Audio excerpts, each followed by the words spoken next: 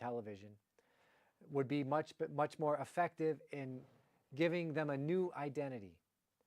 Louis Wirth and this committee in the late 1930s saw the exact same thing, that if we can break the chain of communication between the Pope, the bishop, the priest, and the person, well then, breaking that chain of communication, we can, through these other mechanisms, these other instruments of communication, we can give them a different criteria for their identity.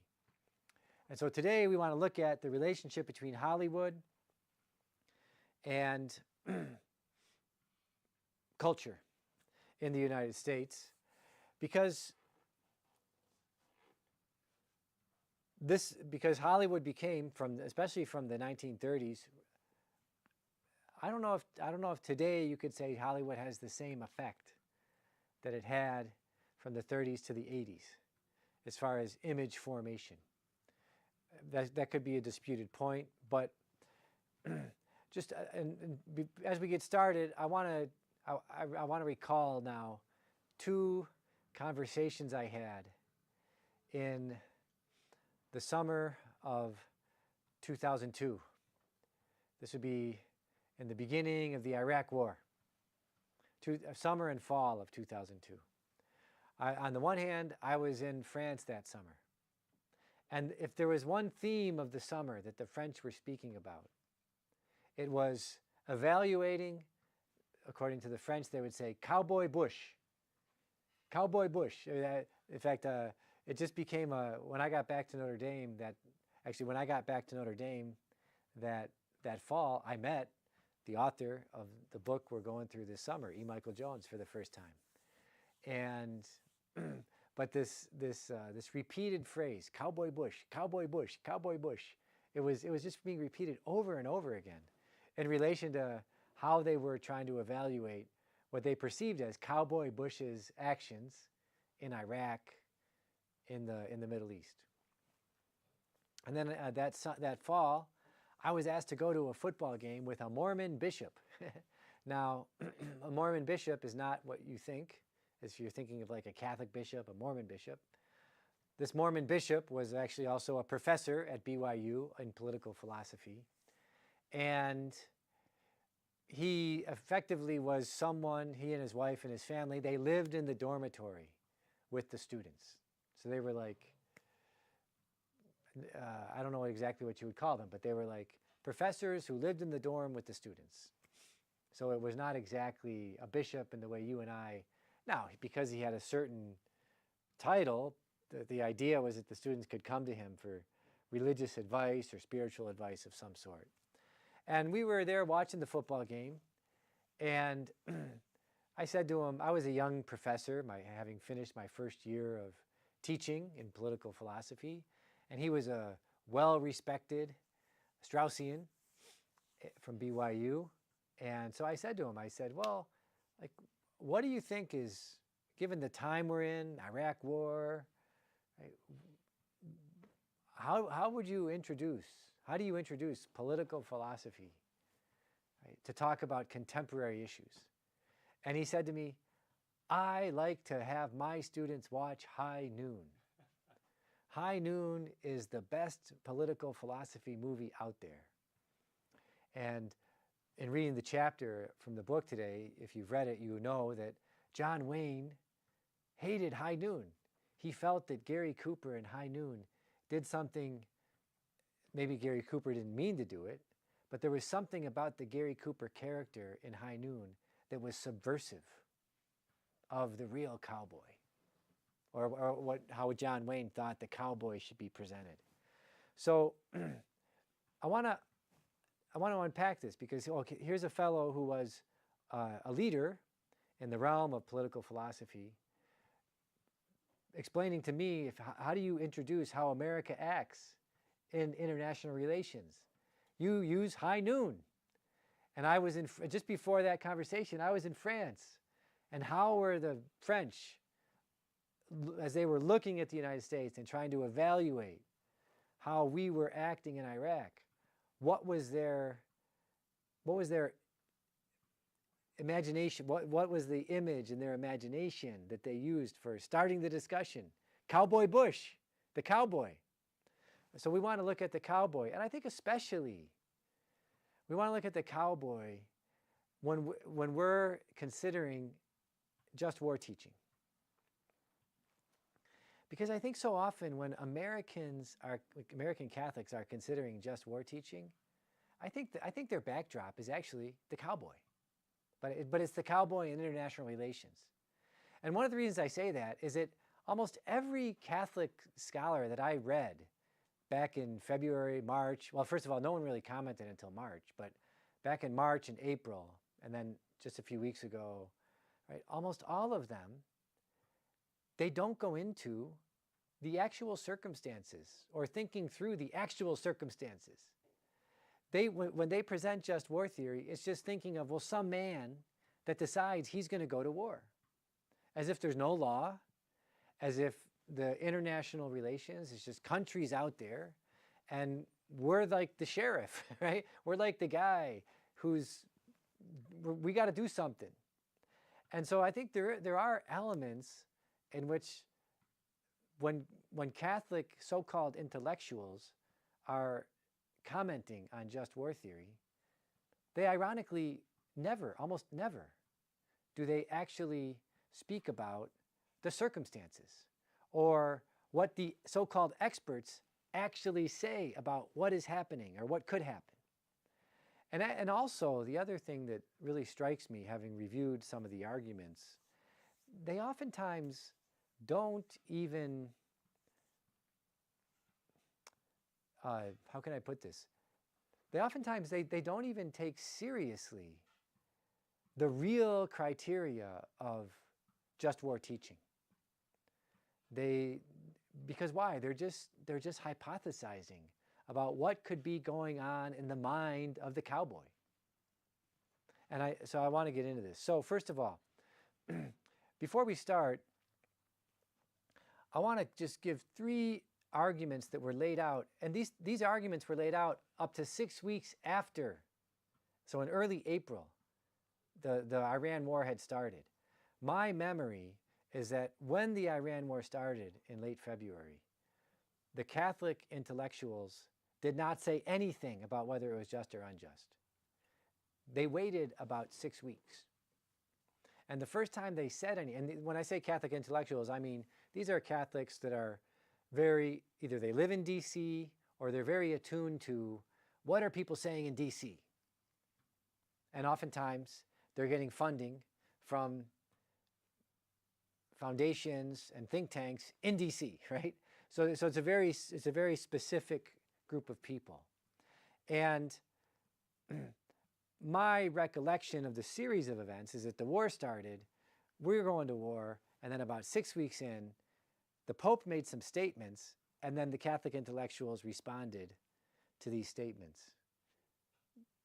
Basically, they tried to discredit what the Pope had said, saying everything he said is nonsense. One author, actually that's literally the language he used, what the Pope said is nonsense. And then they gave just basic arguments, but that I really think are almost nonsensical arguments themselves, right?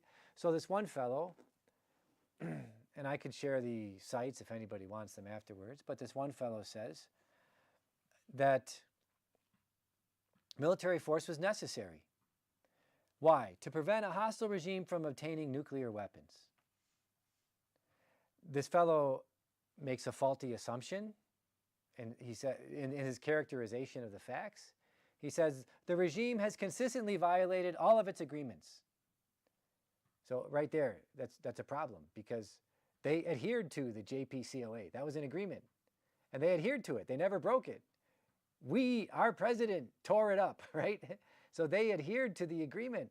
They were adhering to every aspect of it. So that's number one there. So where is he getting his information from? That's a question we could ask.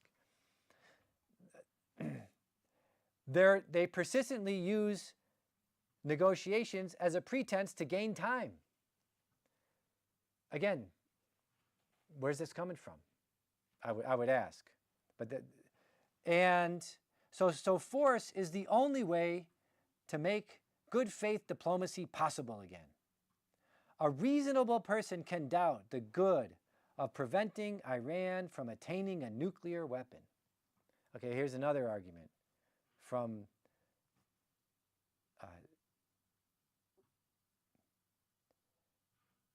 we have to give the benefit of that. These are all arguments I've heard my whole life also. These are not new arguments, by the way. We have to give the benefit of the doubt to political leaders. They have to weigh many complex factors. For example, denying Iran the capacity to produce and deploy nuclear weapons, diminishing their war-making capacity. This is a baseline cause for a just war. By the way, it's not, but he's asserting that. Another one.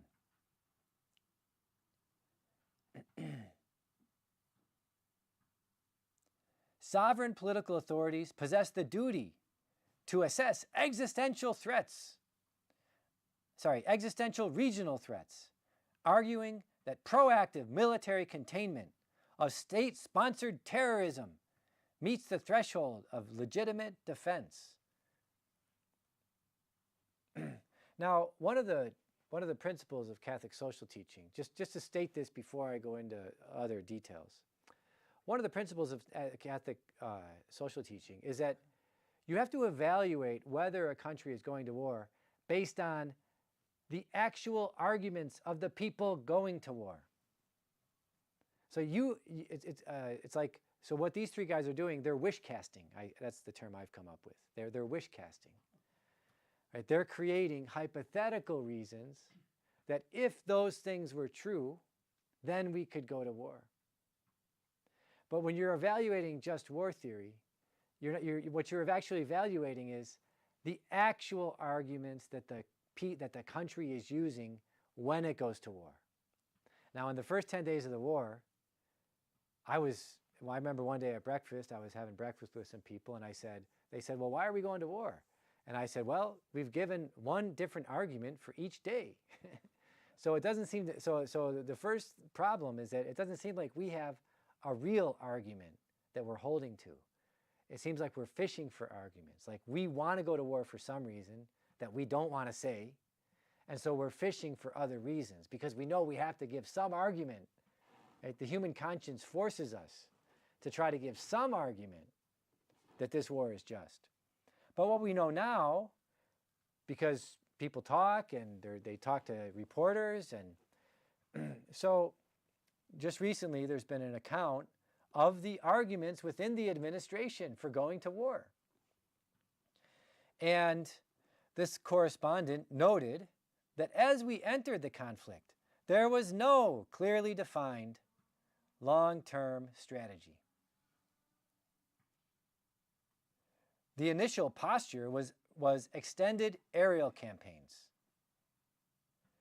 A reason given was to dismantle nuclear and missile infrastructure or triggering a shift in power.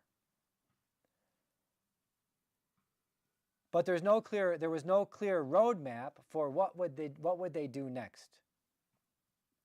There were disagreements among senior advisors.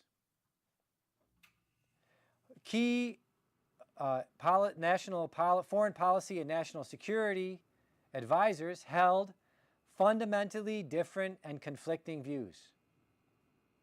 Hardline officials pushed for major escalations, expanding combat operations to cripple military assets. Other advisors questioned the efficacy of an escalation. They urged caution regarding stockpiles and regional stability. There was, in essence, at the top level, no consensus on policy. And so as time went on, advisors were caught between seeking rapid diplomatic exit, pushing for broader regional regime weakening strikes. So in other words, as time goes on, people within the administration described what they see as tactical operations without a decisive strategic objective. Now, one of the criteria of just war teaching is that when you go to war, if there is a serious threat, a serious where what you're doing is defensive in nature, what you do, you have to have a reasonable expectation that you can carry it out. And as part of that reasonable expectation that you can carry it out, there has to be reasonable effects connected with the actions that you do. So it can't be hoped, it can't be like wished for effects. It has to be actual effects. Like when I put my hand on the stove, I know my hand will burn type effects. So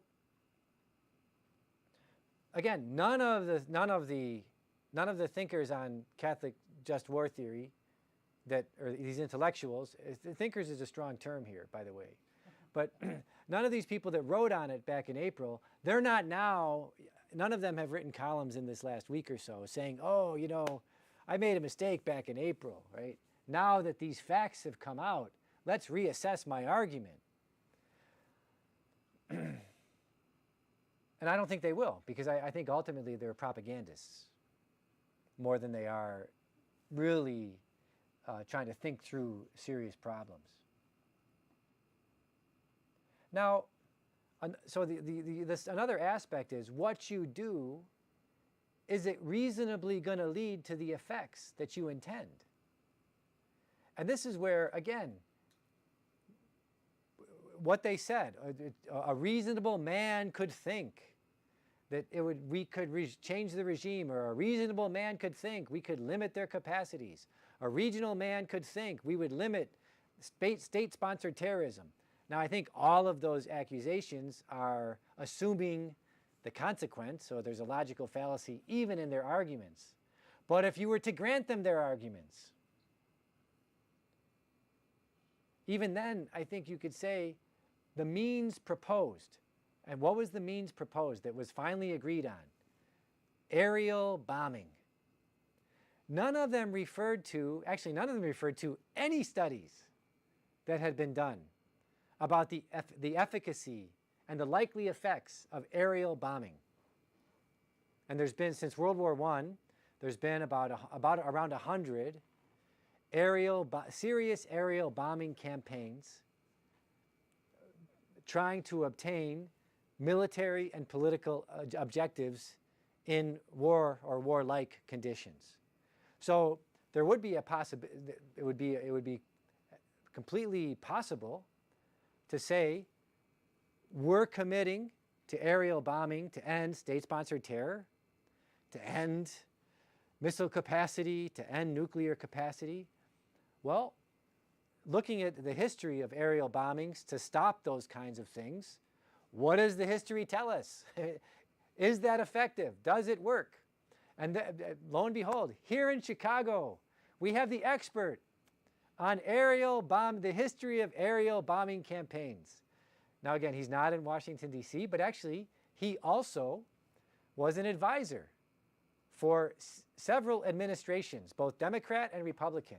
So he's not necessarily a partisan hack, which I think is a lot of the information that these guys are relying on, is partisan hacks. But so this guy Robert Pape, he's a professor at the University of Chicago. Well, he shows that when you look at the 100 cases of aerial bombing campaigns, right, only 2 of them, 100 since World War I, 2, maybe 5 if you interpret certain facts loosely, obtained the stated objectives of, let's say, changing a regime or limiting military capacity. So in 95 other cases, something else happened. And what else happened in the 95 other cases? Uncontrolled escalation. Right. So that would tell you that looking at the object of the action and the natural effects connected with that object, if you were thinking about this in terms of, and again, I could refer you to Robert Pape has a book called The Escalation Trap. It's the book where he analyzes these 100 or so aerial campaigns. So, but if you were to look at that from the standpoint of what's the object of the action, The object of the action is an air campaign to end the regime, to limit the military capacity, to prevent it from carrying out terrorism.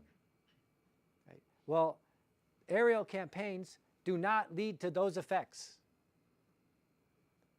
So on just war criteria, if you're going to go to war, it should not be an aerial campaign. Look elsewhere, right?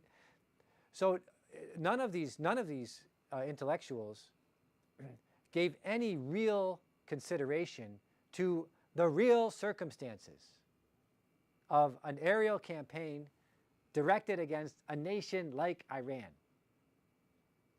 Right, so on that criteria alone, what they were engaged in, I think, was wish casting, right? Creating some sort of hypothetical or theoretical presentation that was, I would call it, a category of the mind that had very little to do with the categories of reality. And so therefore, they are the ones. They were confessing. There's an old statement, confession through projection. What you accuse the Pope of, that's what you yourself were doing, right? You were engaged in nonsense, is how I would argue it. So, and I think then to get to the heart of what we want to discuss tonight, that also another feature of just war theory is the legitimate authority commits to war, declares war. Now in the United States, we have a constitution, we have a legal system, there's an international legal order. In the first Iraq War and the second Iraq War, there was at least some effort. Even Cowboy Bush, right, made some effort to first procure a legal basis for going to war. In the end, he couldn't get it through the international mechanisms that he hoped for, so then he created a coalition of the willing, which, okay, you could debate that. But in the case of the Iran War, there was no effort, right? There was no effort in international law. It was really a cowboy, right, deciding to go based on his sense of the circumstances and application of force in those circumstances. And I think it is from the Cowboy. I think the French were right in characterizing Bush as Cowboy Bush. Maybe they sneered. I wouldn't sneer as much as when I would say that, but maybe I think they were right in the sense that, and this professor that was speaking with me back in 2002 at the football game, that the president sees himself as a cowboy in the Wild West of international relations. And his gun is the military and whatever the military can provide him. And the other nations out there, they're the Indians, right? Or they're the equivalent of the Indians, or the bad guys, or the violent gangs, or the other criminals, or however you might look at it. So where does the cowboy come from? And again, so in Walking with the Bible and a Gun, what we see is that the first real significant portrayal of the cowboy is by Gary Cooper in the movie The Virginian.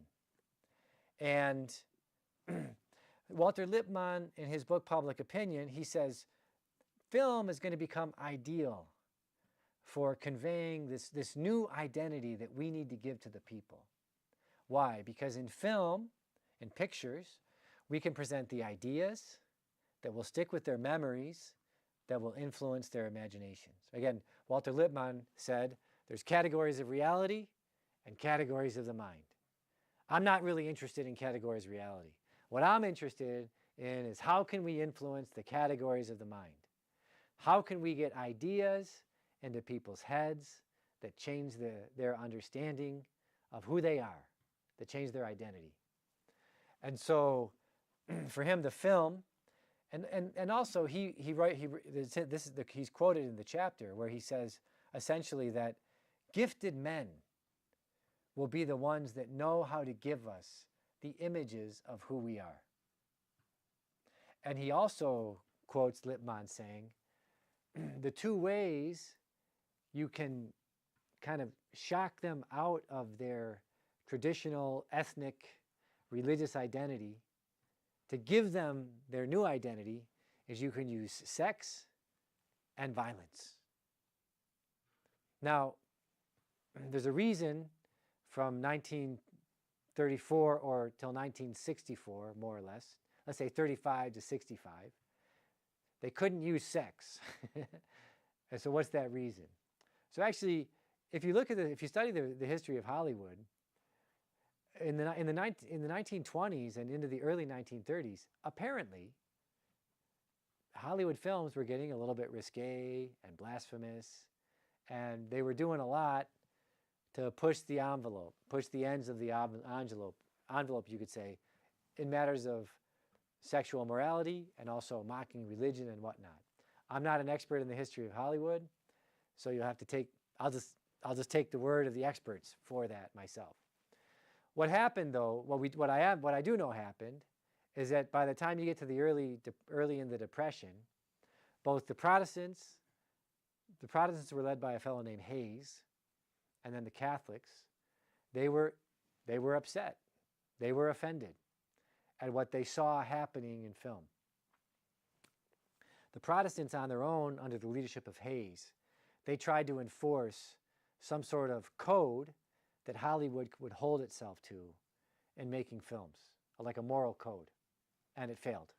And then right before the Depression started, a number of Warner Brothers, so Warner of Warner Brothers, and a number of other Hollywood moguls, they were like right at the moment, it's kind of like AI right now, right? They wanted to build up Hollywood, so they took out a bunch of loans.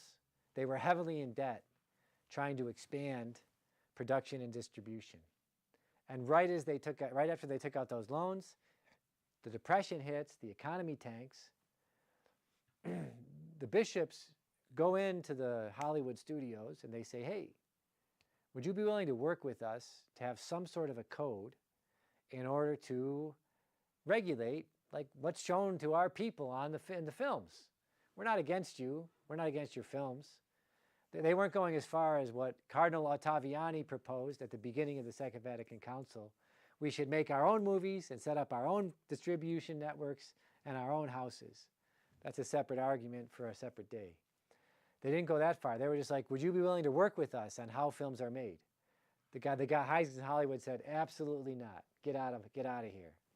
So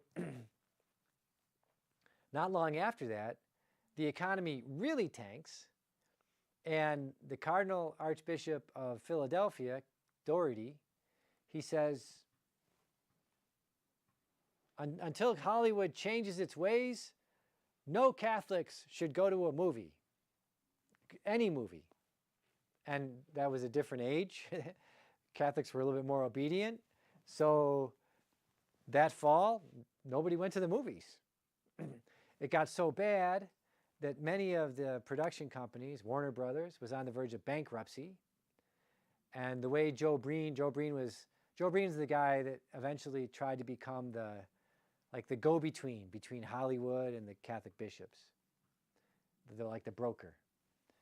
So Joe Breen describes that he arranged for the Hollywood moguls to come and visit the office of the Archbishop of Los Angeles.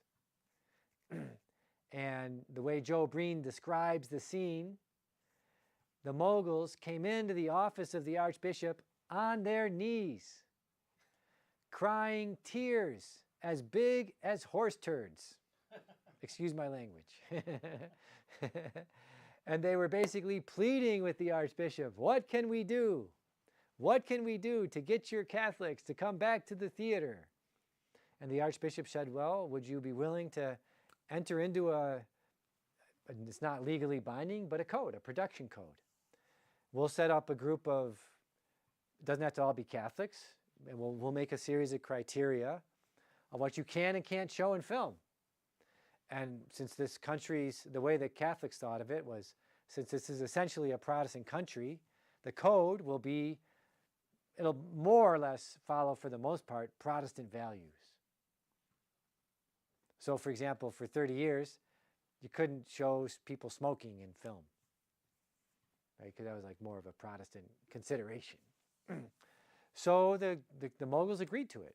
So from the middle of the 1930s, which is the rise of the Western, until the middle of the 1960s, the pretty much every movie that was made followed this the guideline. It was submitted to this production code, and the committee, the production code committee, they could recommend changes to the films.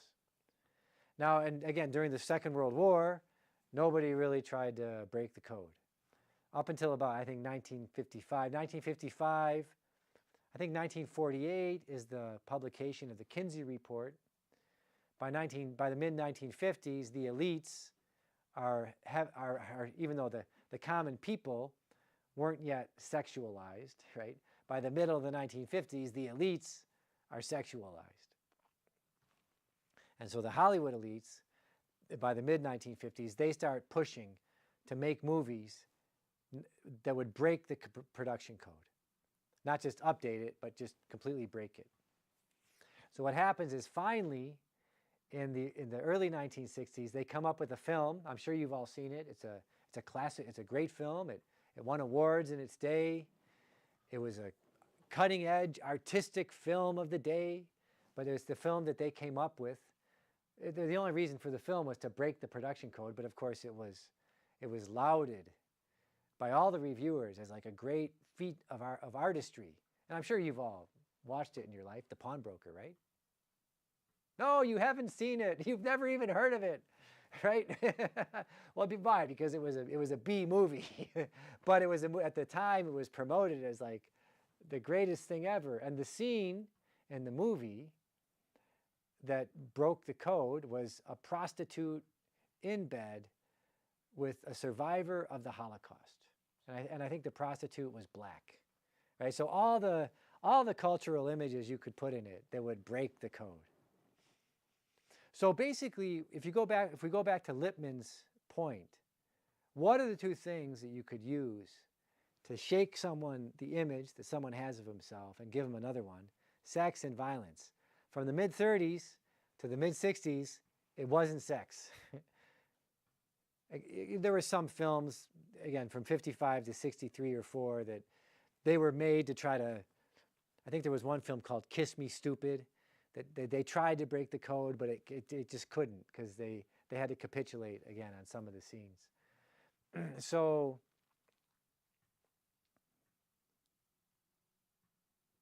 what did they do? They used the cowboy, right? The cowboy, you can use violence or potential violence.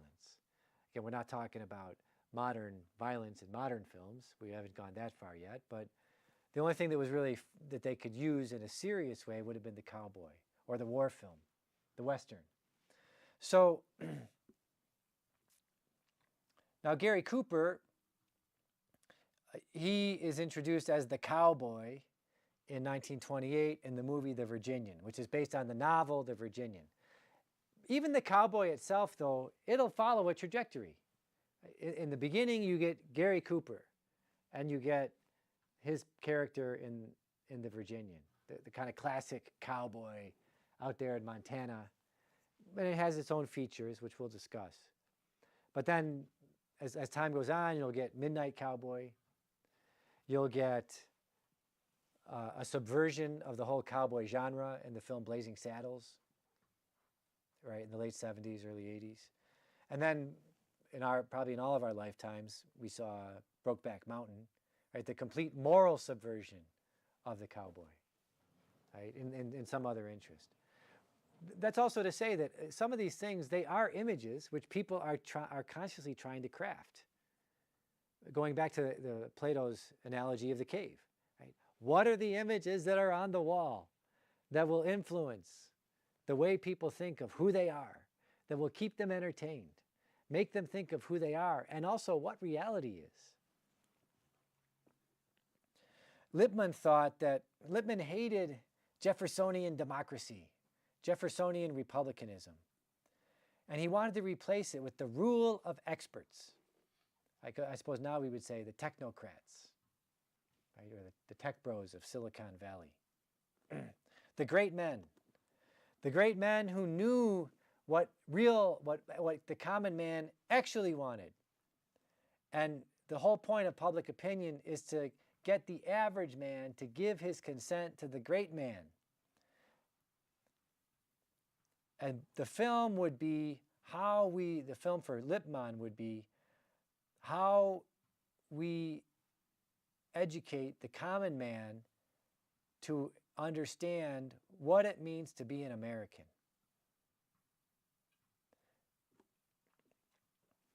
So the basic narrative of the Virginian, it's a narrative that we go over time and again in this book. It's the narrative of Calvinism and the ideals of Calvinism meet, so the essence meets existence. Right? The essence is, who do I think I am as a Calvinist? Existence is the Wild West, where there's no law, where there's no morality, and in the context of no law and no morality, essence comes into, or the ideas of the mind, they come in contact with the ideas of reality. But here, nature, it's not human nature as God created it. Right? It's nature perceived of just, well, what's in the wilderness. It's actually very Rousseauian, ultimately. So it shows morality as being, what do I do in a place? Place will actually, so in Aristotelian, Thomistic, even Platonic morality, therefore Catholic morality, where you are doesn't condition whether you're good or evil.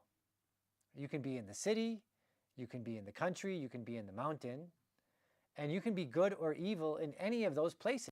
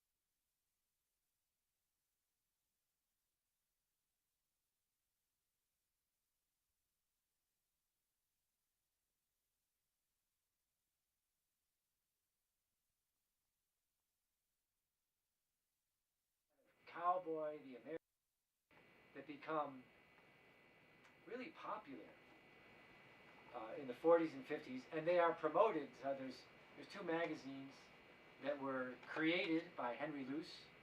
Henry Luce, there was a go-between between these magazines, Henry Luce, and what eventually became the CIA, a guy named C.D. Jackson.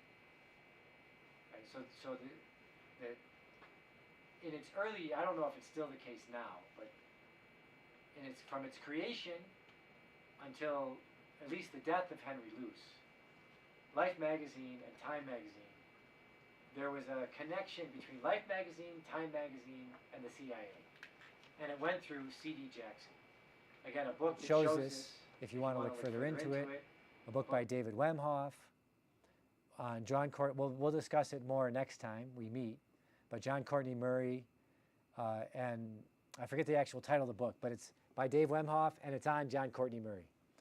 John Courtney Murray and psychological warfare, something along those lines. So eventually Time magazine puts two figures on the cover, or Time or Life magazine puts two figures on the cover, and these two figures actually they had spent time together. One was Ernest Hemingway, and the other one is Gary Cooper. Right? Ernest Hemingway is like the leftist cowboy-esque character. Right? He's like the leftist natural man. He hunts up in Michigan. He goes and fights in the Spanish Civil War on the Republican side, so he's a leftist. He commits war crimes, which he writes about. He never denied that he committed them, killing prisoners of war. And he twice converts to Catholicism, once when he was a kid and once by his second wife. It's not clear how sincere either of his conversions ever were, though he did die a baptized Catholic. Gary Cooper also died a baptized Catholic. And the movie that Gary Cooper is probably most well known for, which is the movie that this Mormon bishop brought up to me as a young professor, encouraging me, well, how do you introduce your students to political philosophy in the context of the Iraq War and modern circumstances? High Noon. And that's, of course, that movie, High Noon. It's written in the middle of the what we call now the anti-communist crusade, right after the Second World War, where we're trying to gin up support to get everybody focused against communism. And some of the basic characteristics of the main, Cain is the name of the character in High Noon that Gary Cooper plays.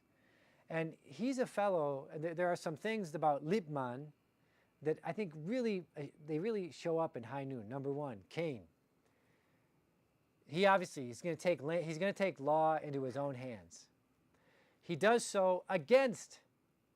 Now again, I for several years, I never ended up showing High Noon in any of my classes because I just couldn't figure out how it was a good movie.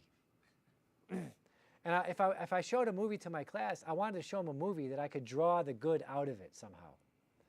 And it never struck me how High Noon was a good movie. I learned in reading the chapter, doing the research for this chapter, that John Wayne, when he saw High Noon, he said, this is a terrible movie. This is not what a cowboy should be. There's elements in here that are just not right. So what are some of these elements that are interesting, or at least worth considering? Number one, the sheriff has a kind of contempt for the people. The people that are part of the city. The whole thing of High Noon is, at noon, the bad guys are going to show up, and they're going to run the city. They're going to run over the city, right? And so the people are like, let's get out of town, or let's just let them run it over. Like these guys are so bad. Let's just do what we can to get along with them. And Aquinas says this in his book on kingship. Should you accept unjust leaders? Well, it depends. Right? Maybe it's better just to get along with them and pray for their conversion. Because why? You might kick them out, but you might get something much worse after you kick them out.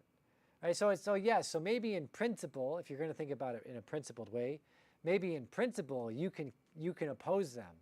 But there also could be reason, if you don't know what's going to come next, maybe you just want to do the best you can in an imperfect situation. So, but anyway, in High Noon, and I think the point here is that the leader has contempt. The sheriff, even though he's going to save the people, he has contempt for the ones he's going to save. Now I ask you, did Christ have contempt for the ones he was going to save? We'll throw that out there. He ends up taking law into his own hands. There's a point in the movie, one of the scenes in the movie is he takes the badge of the sheriff and he throws it in the dust. Right? As if law is no good here. Right? I can't imagine making a movie, just to give another reference point, right? A movie that was made later on was A Man for All Seasons. I can't imagine making A Man for All Seasons showing Thomas More showing contempt for the law. Just to give another reference point.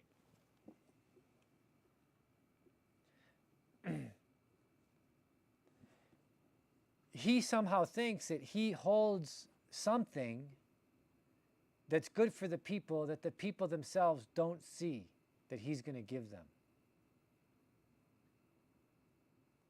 And in the end, what does he do to make everything possible? He has recourse to the gun.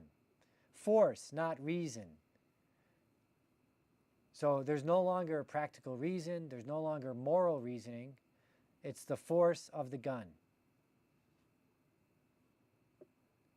Now, there was a movie that was made recently about the day leading up to a nuclear war, starting with the soldiers in some camp down in Alabama, ending with the president going into the nuclear bunker.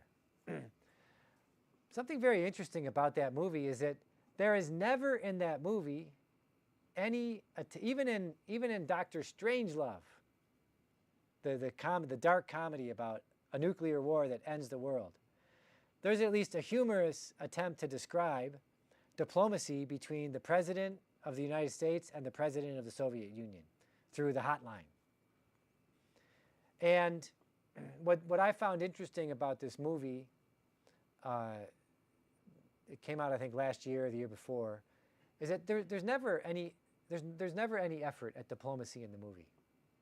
Diplomacy implies you can use dialogue. Maybe there's tensions and it might be difficult and it might take a long time, but you can use dialogue in order to arrive at an agreement, and you can avoid the use of force.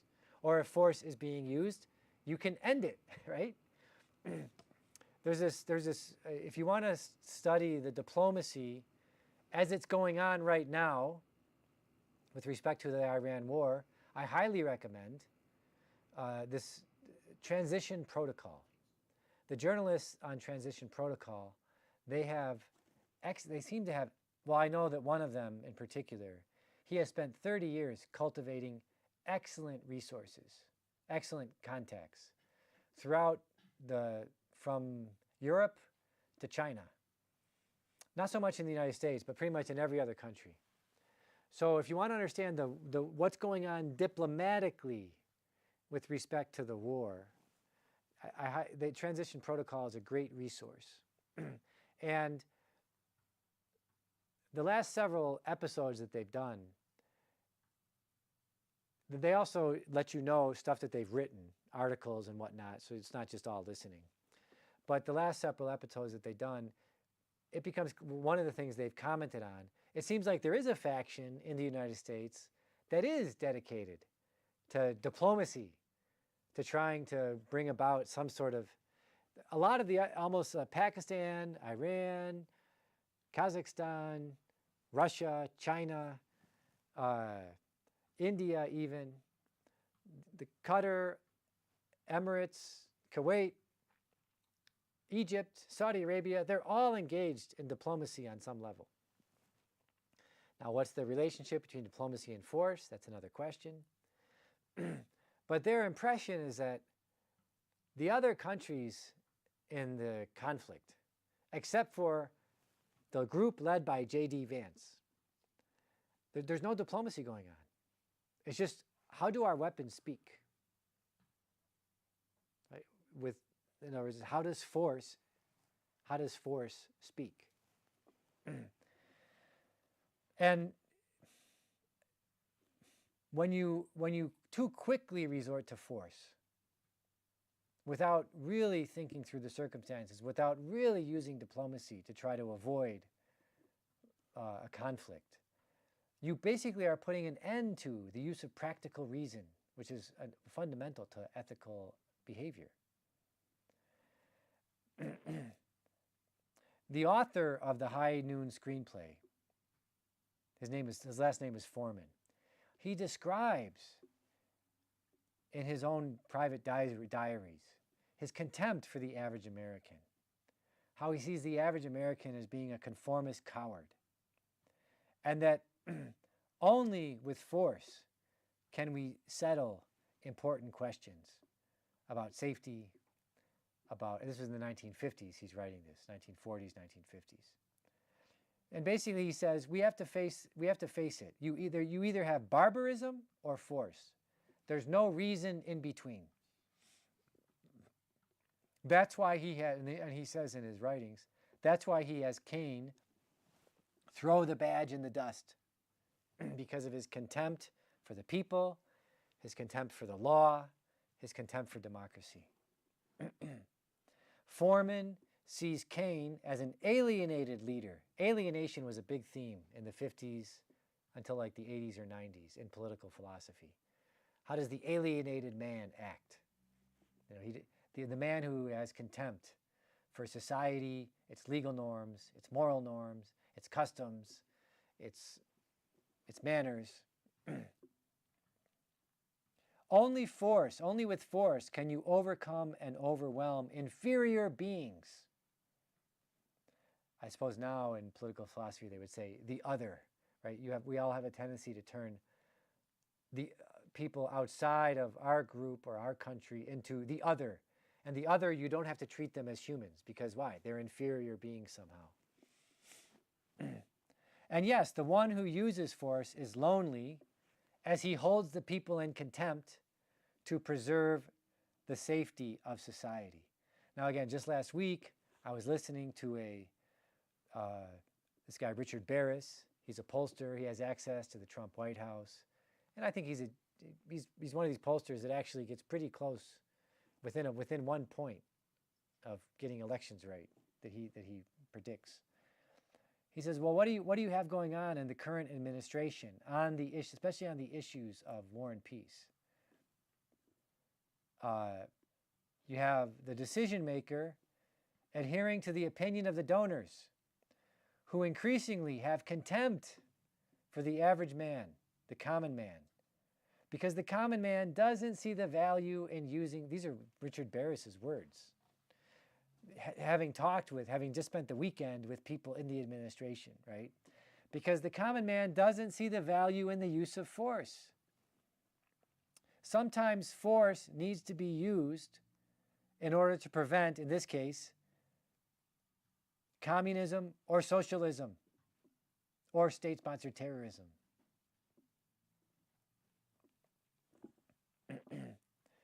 So in the chapter here, the author Jones argues, High Noon and The Old Man of the Sea, they forge the modern American masculine identity of the right and of the left. Hemingway is of the left, Cooper is more of the right.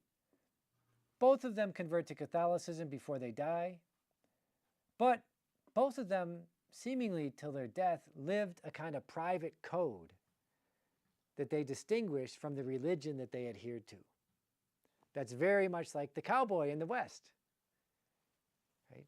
That's the cowboy literature. Both died in 1961. And you could say that both represent a kind of incomplete conversion to Catholicism. Like it still needs to be finished. I suppose you could also say, at least they converted. In 1961, Kennedy comes to power, another incomplete Catholic, right? And he was assassinated. And here's I'll just quote now from the book. Camelot, we don't have the West now, and now we have Camelot. Right? Camelot is the name attached to the aura which Kennedy's presidency projected. What could have become of it? So what could have become of Gary Cooper or Ernest Hemingway? We don't know. You could say their conversions were incomplete. Probably neither of them will ever be on the list of people's lives being considered for canonization.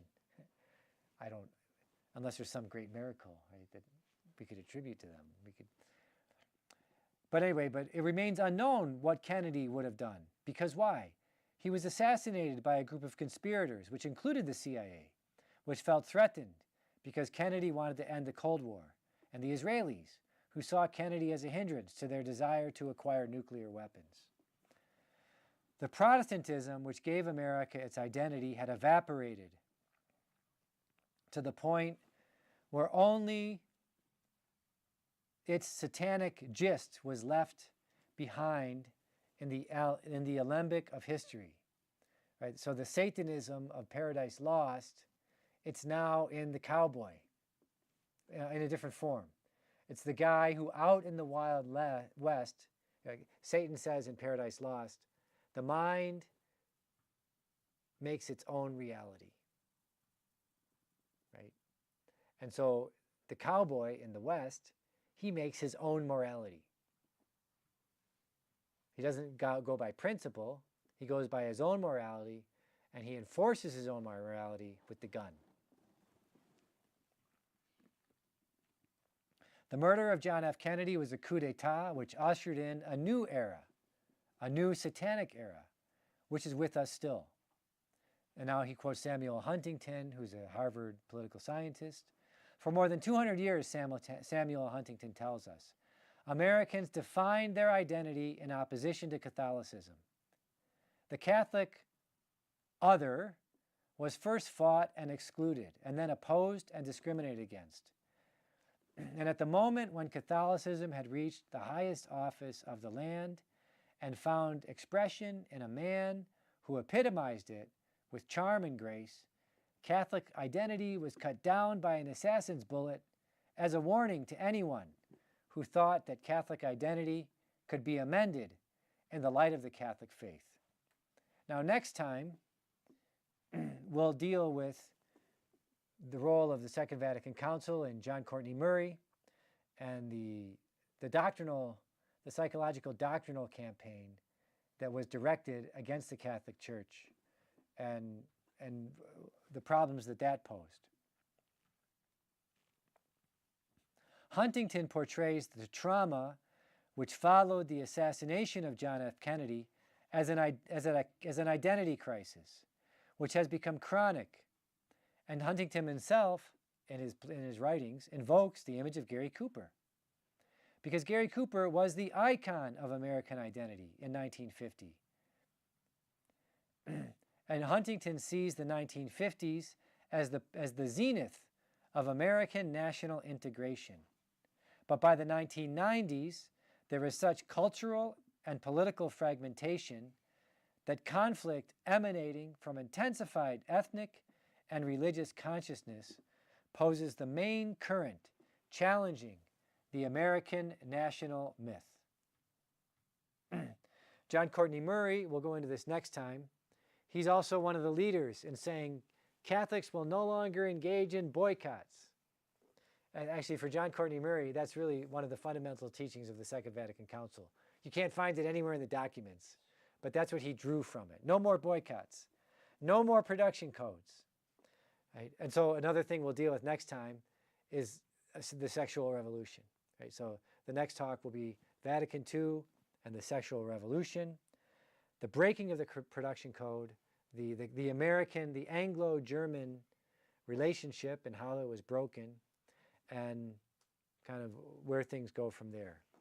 So I'm sure there's some questions or comments, or maybe not. We can just, yeah. Yes, you've got the cowboy who brings his own morality, but it seems like with a lot of Westerns, you have like the main character will say like he's citing justice in some principle that's being violated. Yeah. And then even in the story, he does have a just. Right. So how do you like reconcile? Well, so basically, if you like what I first spoke about, right?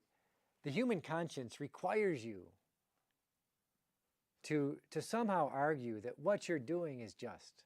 that what you're doing is good or just on some level. You have to at least make that argument. The fact you say that, well, there's one thing. Do you say what you're doing is just, and then is it really just? So one of the principles, one of the fundamental principle legal principle upon which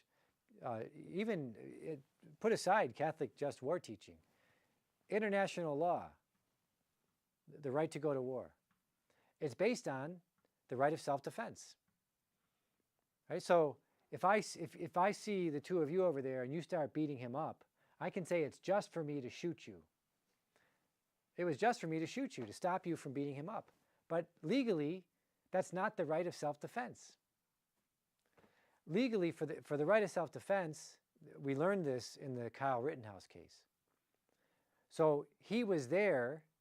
He first intervened to try to stop the aggressor from going against the victim. The aggressor got more aggressive in that moment. And as the aggressor got more aggressive in that moment, he actually started to flee, started to go backwards. And as he was going backwards to get out of the situation, the aggressor came after him. And then he could shoot. And when you shoot, you can shoot at the torso. Because you're not shooting to kill, but the likelihood of killing is certainly there, right? But you're shooting to eliminate the threat. But notice that first you got to use mechanisms to diffuse the situation. Reason. If that doesn't work, you try to flee the situation. If as you're fleeing, he's still aggressive, you have the right of self-defense. And just war theory is based on that principle with respect to nations. So what that implies is that when there is tension, and there's this, first of all, the tension is a serious threat at harm. That's like it's going to happen. And in that tension, you use the legal mechanisms, domestically, but also in international law. There are legal mechanisms to try to diffuse the situation. And then if as you're trying to get out, the threat increases, well, then you can defend yourself. So, yes, he has to make like the bishop sitting next to me at the football game. He thinks, oh yeah, high noon is the epitome of justice. And I say, well, no, you're a Straussian, right? You're using justice in an equivocal sense. You're using the term, but what's the movie? I don't think you know what that term means, right? Inconceivable.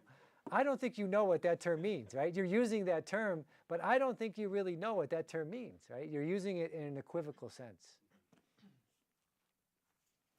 And I think also when you look at the screenplay writer and what he saw himself doing, and also when you look at the screenplay writer, his diaries, what he thought he was doing, and I also think John Wayne's reaction tells you a little something, right?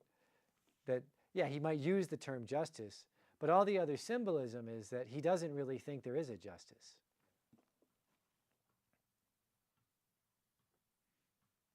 Yeah. Quick question. So the idea of the cowboy being projected onto the masses out of Hollywood, has that kind of been subverted in a way as like the new sheriff in town? I'm here to clean up the bad guys, and now Americanism geopolitically has taken that and used it to kind of loot other countries and we're just, kind of similar. Well, there's some people that might say we've become the gangsters. Yes, that's what I was trying to get at. And I've been interested. We've talked about. I'm interested in just war theory for a long time, and that one book that had quite an impact on made me question things by Ivan Ilyin.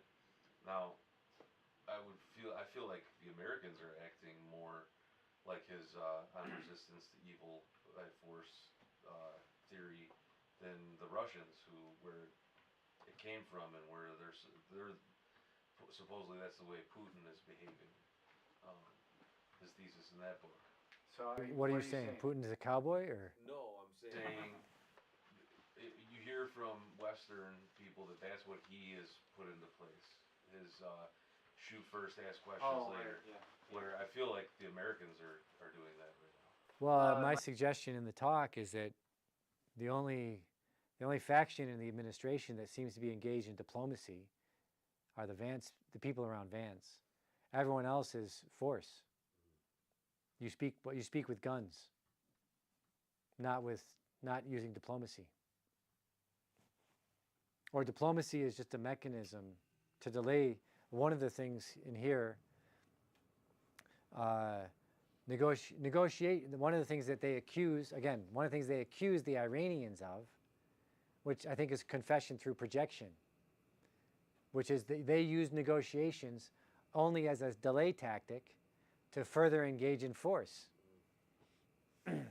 So Angela Merkel, she eventually admitted this publicly. We lied to the Russians in 2014. She herself admits this. So this is not speculation, right? We lied to the Russians in 2014 so that we could have time to rearm Ukraine. And by the way, Merkel admitted it, Macron admitted it, and whoever was leader in Britain at the time admitted it.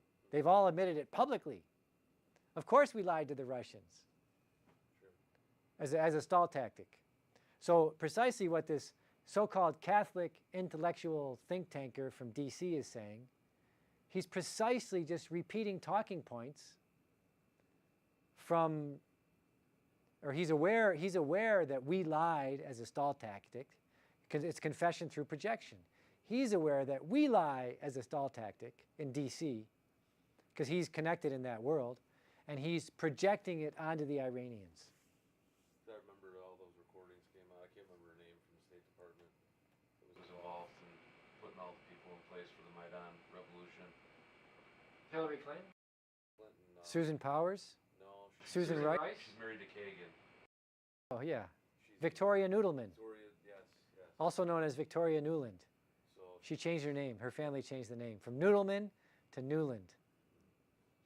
she seems pretty evil. She's a classic Straussian.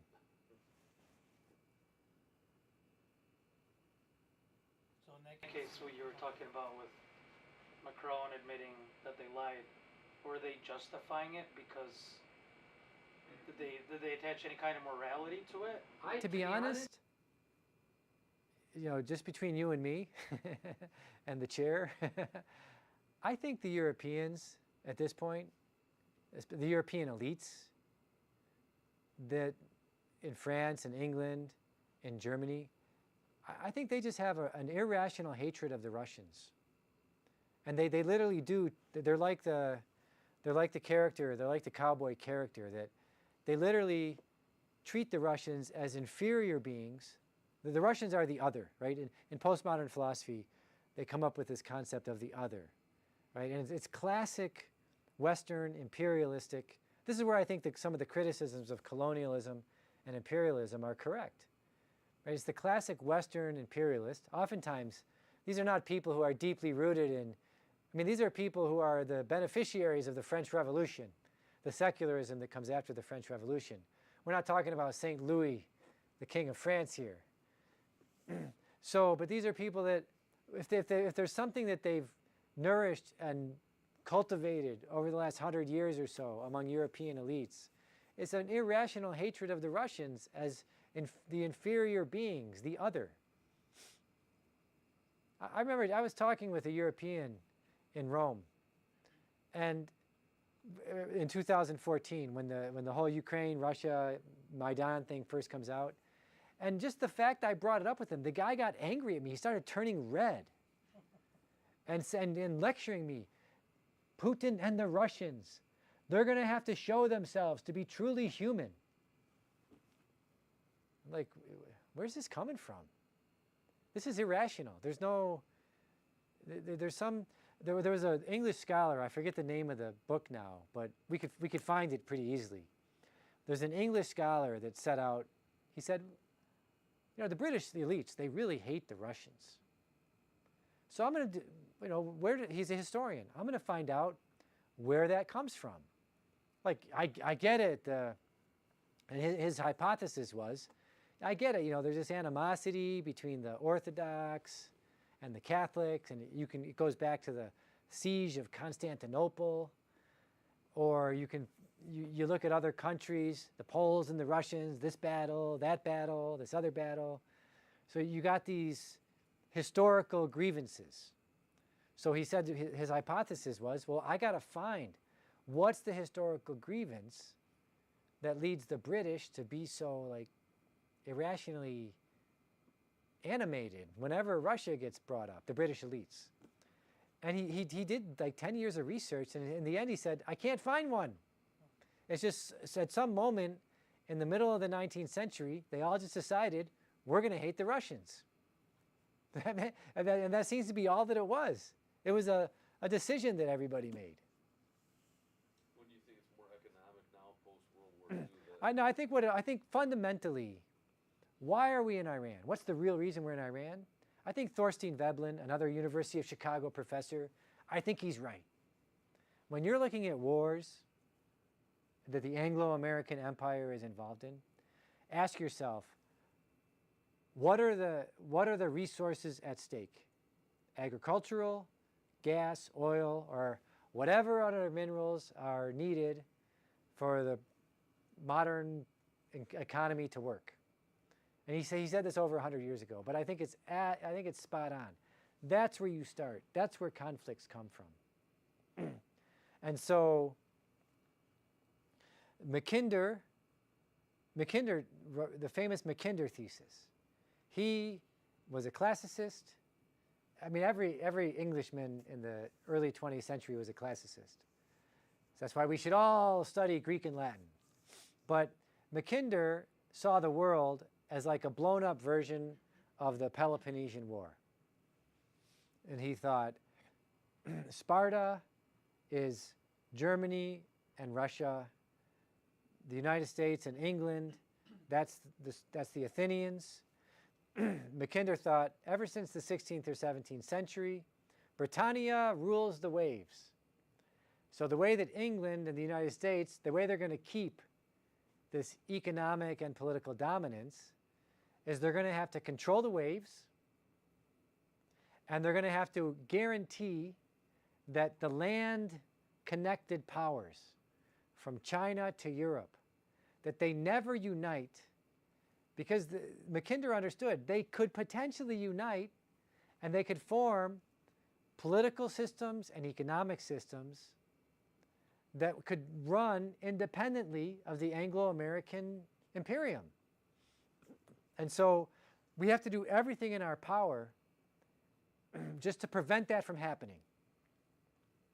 Even if it's cause chaos and cause states to collapse or run them as colonial satraps, right? We just have to prevent the land, we have to prevent, and when Mackinder wrote his thesis, we have to prevent Germany and Russia from economic and political cooperation. And so they ginned up the First World War and then the Second World War. That's a whole other story for another day. But that was to prevent these countries from ever forming a viable political economic system. And what's at stake right now? What's at stake right now is it's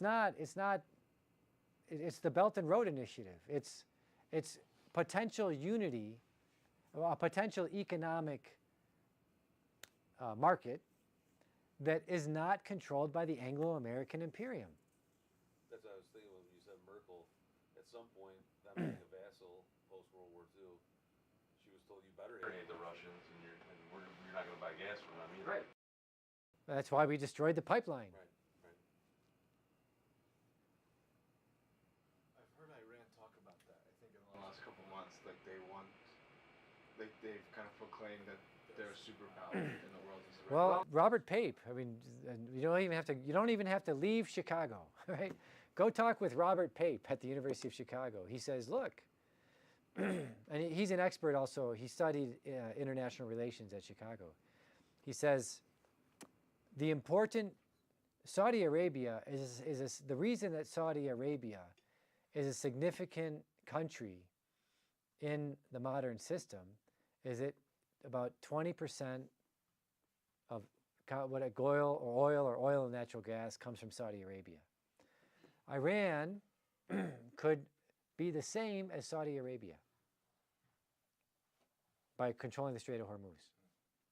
Or if Iran could export her own oil and natural gas freely, would also become, and once you're a significant regional power, well then you're a major, you might not be the equivalent of like the United States or Russia or China, but you're in the top 10 at that point. And Iran, Robert Pape says, Iran has been, they weren't fully, if they were aware of it, they were only like notionally aware of it before February of 2026.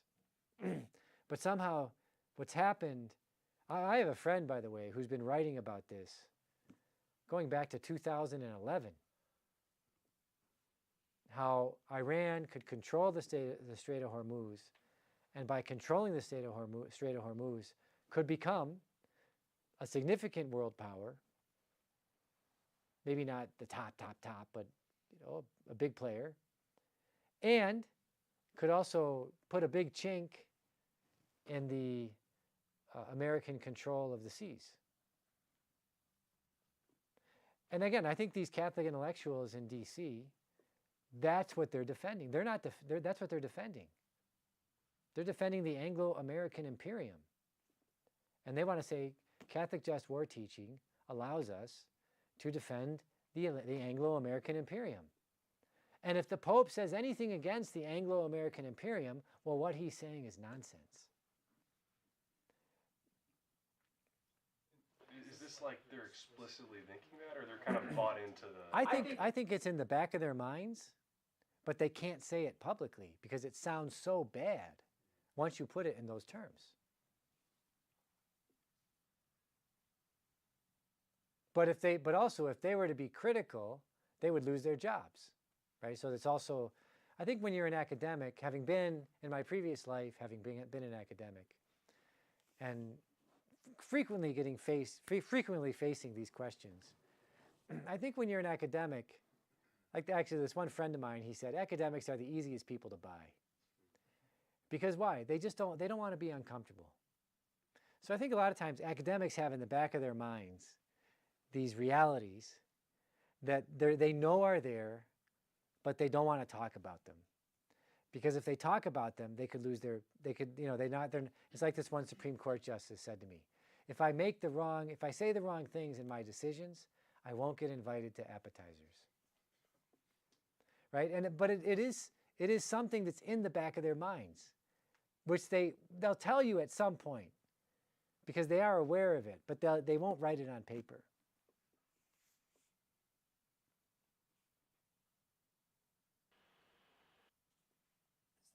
Is there any coming back? I guess when you think about the Cowboy, when you think about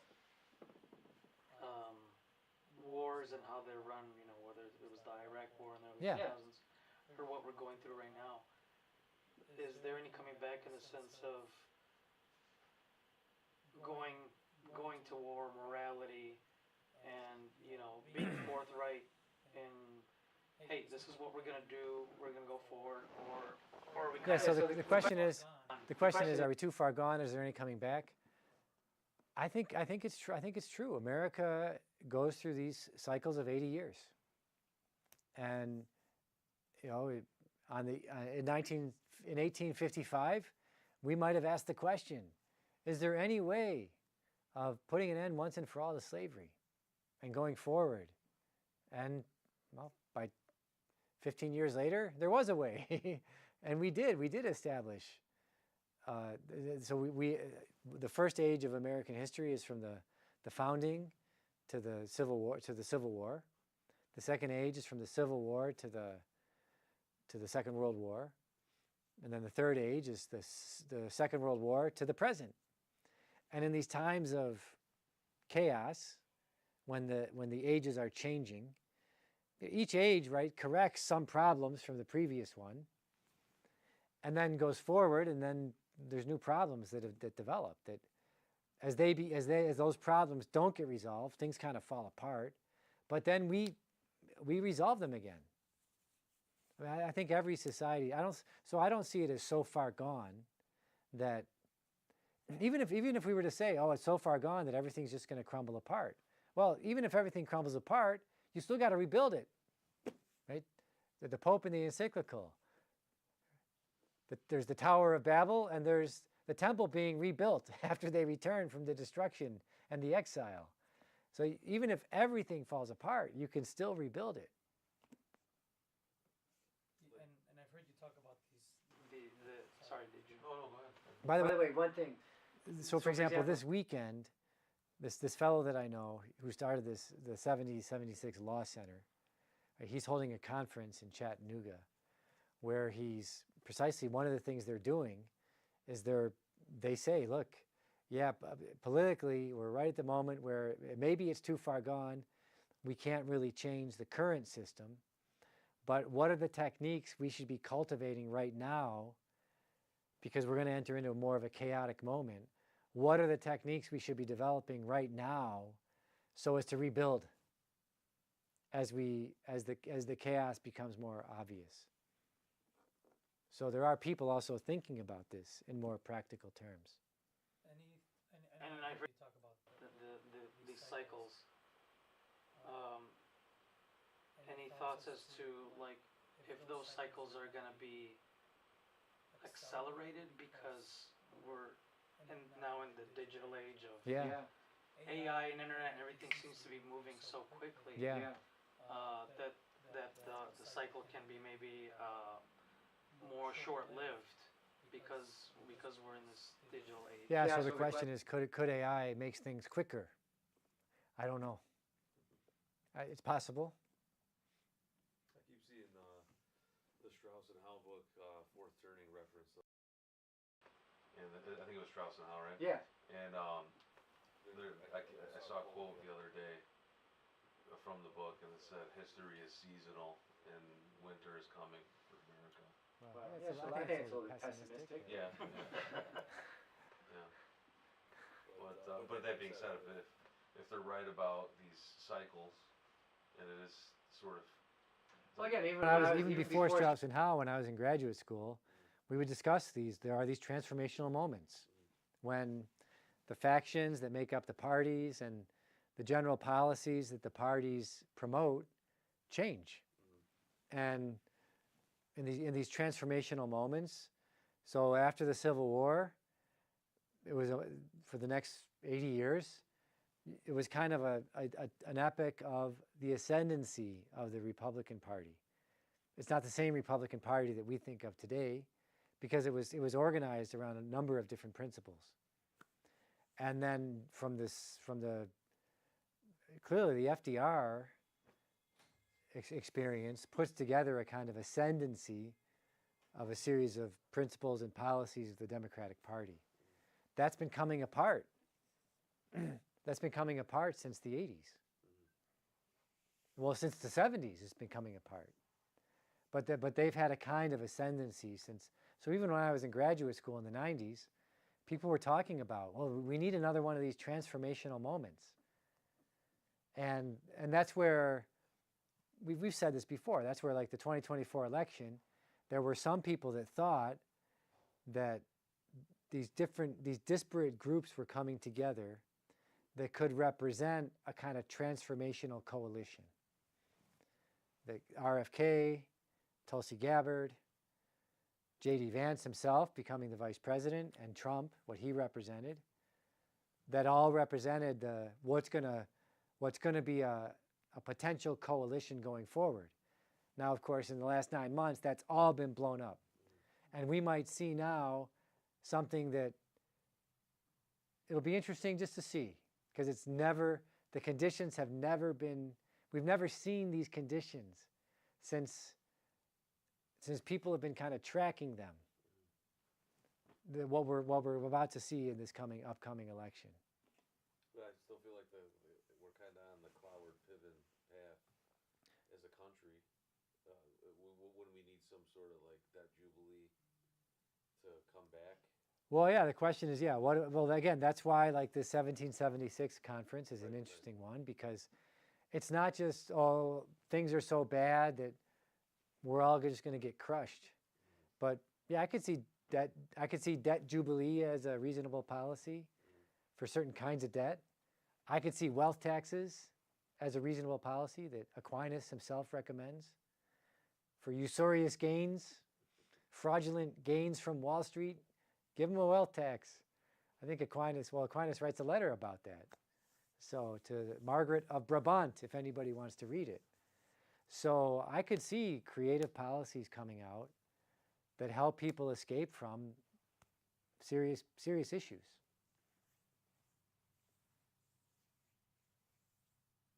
Good, well, let's break up. Thanks for coming, and we'll see you when we see you.